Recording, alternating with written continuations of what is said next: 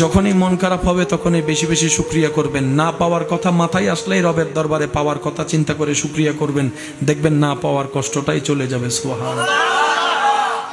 যদি আপনি আমি দুনিয়ার ভিতর ঢুকে যাই, তাহলে ওই পানির ভিতর ঢুকে যাওয়ার মতো নৌকার মতো অবস্থা হয়ে যাবে।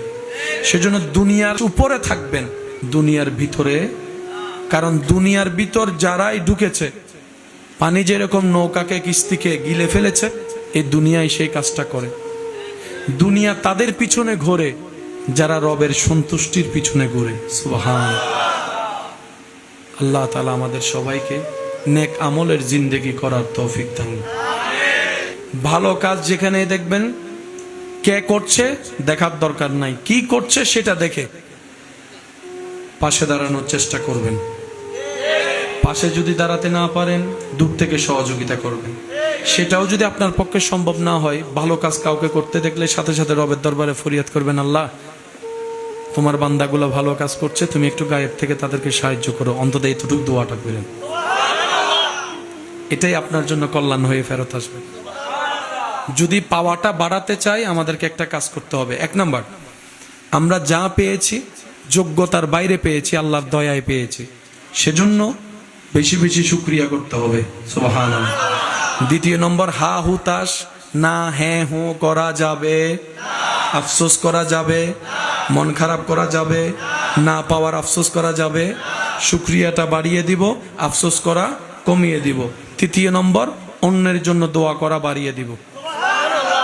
এই 3টা কাজ, সাথে ইস্তেগফার এবং দরুদ, এই 5টা কাজ ঈমানকে মজবুত রেখে যদি করার মতো করতে পারি, তাহলে দেখব আমরা আমাদের জীবনে এমন এমন জায়গা থেকে রিজিক আসবে, নিয়ামত আসবে, আমরা পেতে থাকবো আর ভাবতে থাকবো, কল্পনা করতে থাকবো, আর আল্লাহর কুদরত অনুভব করে সুবহানাল্লাহ বলতে থাকবো। সুবহানাল্লাহ।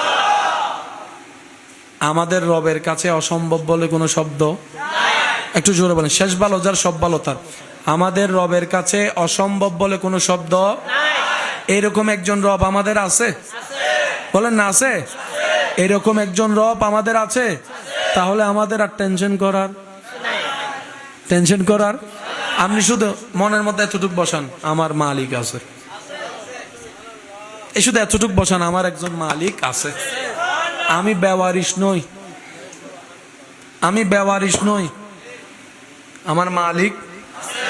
যেদিন এই শব্দটা মুখ থেকে বলতে বলতে একদিন হৃদয় থেকে চলে আসবে আমার মালিক আছে, সেদিন আপনার মালিক বলবে, বান্দা আমি আছি আজকে থেকে তোর সাথে।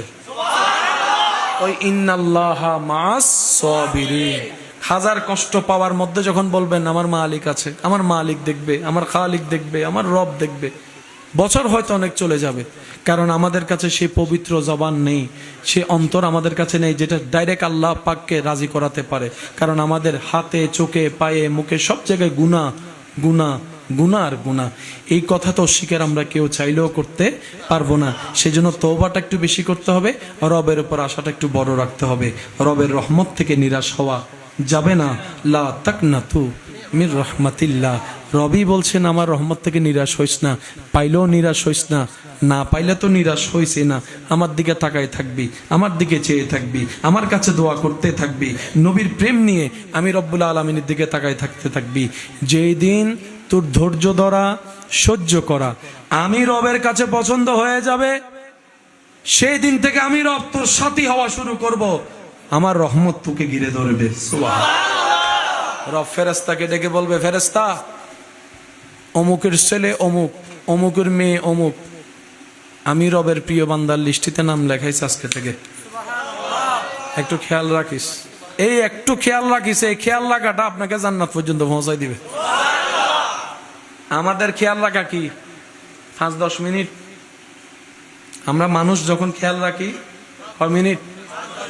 অনেক মানুষ মারা যাওয়ার আগে যদি সুযোগ পায়, অনেক আশেপাশের আত্মীয় স্বজনকে বলে, আমি যাচ্ছি আমার ছেলে মেয়েগুলোকে একটু দেখিও, আমার মেয়েটার বিয়ে হয় না, একটু তোমরা মিলে সবাই মিলে বিয়ে দিও, বলে যায়।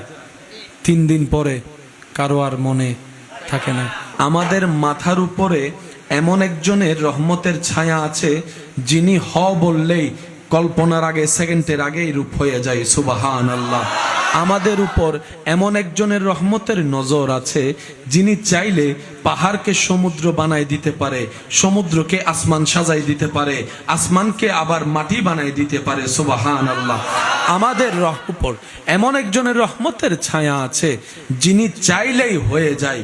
ওই চানেওয়ালা এবং হওয়ানেওয়ালা যেই রব আছে যার, তার জন্য কোনো রাস্তা কঠিন হয় না। শুধু বান্দা মন থেকে ঈমানের দৃঢ়তা নিয়ে চাওয়ার মতো যদি চাইতে পারে, চেষ্টা করার মতো যদি করতে পারে, আর ধৈর্য ধরে যদি সহ্য করতে পারে, বন্ধ রাস্তাও খুলে যাবে, অন্ধকার ঘরও আলোকিত হয়ে যাবে। সুবহান। এই বিশ্বাস আছে না নাই? একটু জোরে বলেন, আছে না নাই? আমি আপনাদের খেদমতে মাইকের আওয়াজ এই মুহূর্তে যত দূর যাচ্ছে, যেখান পর্যন্ত আমি অদমের এই আওয়াজ যাচ্ছে, সবার কাছে আমার একটা জানতে চাওয়া, এই পর্যন্ত আজকের তারিখ পর্যন্ত আমরা আমাদের মতোই তো চলেছি, আমাদের বুদ্ধি দিয়েই তো করেছি, আমাদের সিদ্ধান্ত নিয়েই তো সিদ্ধান্ত নিয়েছি।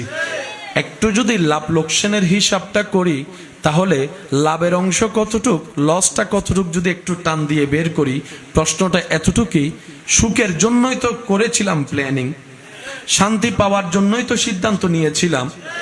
কয়জন আছি সুখে, কয়জন আছে শান্তিতে? আছে? বলেন না রে ভাই, আছে? বাহিরে শান্তি? আমি বলবো না, আপনারা বলেন। বাহিরে শান্তি, রাস্তায় শান্তি, ব্যবসায় শান্তি, চাকরিতে শান্তি, কাজে শান্তি, মাঠে শান্তি, এমনকি ঘরের ভিতর শান্তি। আচ্ছা, ঘরটাও বাদ দেন, নিজের শোয়ার রুম, বেডরুমে। আমি কেন বলবো, আপনারা বলেন। বেডরুমে শান্তি, জামাইয়ের কাছে বউয়ের শান্তি, বউয়ের কাছে জামাইয়ের শান্তি, ভাইয়ের কাছে ভাইয়ের শান্তি। যে শান্তি পাবার জন্য বন্ধু বানাইলাম, সে বন্ধু 2 দিন পরে চোখ উল্টাইয়া ব্ল্যাকমেইল করে।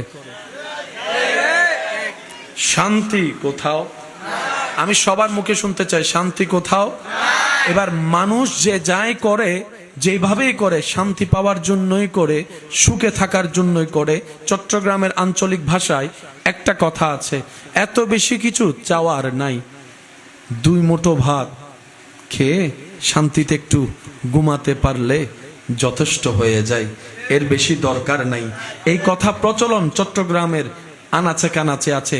তো শান্তিটা কোথায় সেটাই তো খুঁজলাম না, সুখটা কোন জায়গায় আছে সেটাই তো তালাশ করলাম না। আমরা এমন বোকার ঘরের বোকা, সুখদাতাকে নারাজ করে সুখের তালাশ করি, শান্তিদাতাকে নারাজ করে শান্তিতে থাকার স্বপ্ন দেখি, যার কারণে আমাদের চাওয়া পাওয়া জীবনটাই কুয়াশার মতো হয়েছে।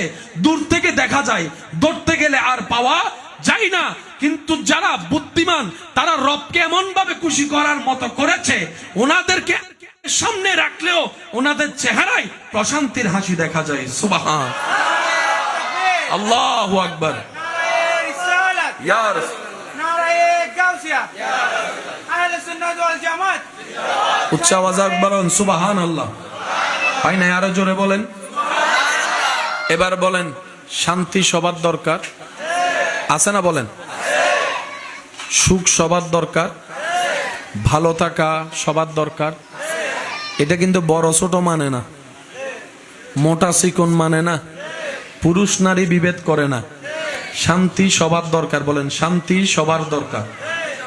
শান্তি, সুখ, ইজ্জত। আমি শুনি না, আরো জোরে বলেন। ইজ্জত, শান্তিতে ঘুম, হাসি মুখে চেহারা, ঘরে শান্তিতে থাকা, আত্মীয়র সাথে শান্তিতে মিলেমিশে থাকা, শান্তিতে মরারও ইচ্ছা সবার। পাই না কেন? নিতেই জানি না। আমি আমার দোষটা বলছি, আপনারা আপনার দোষটাকে একটু খেয়াল করেন। আমরা চাইতেও জানি না,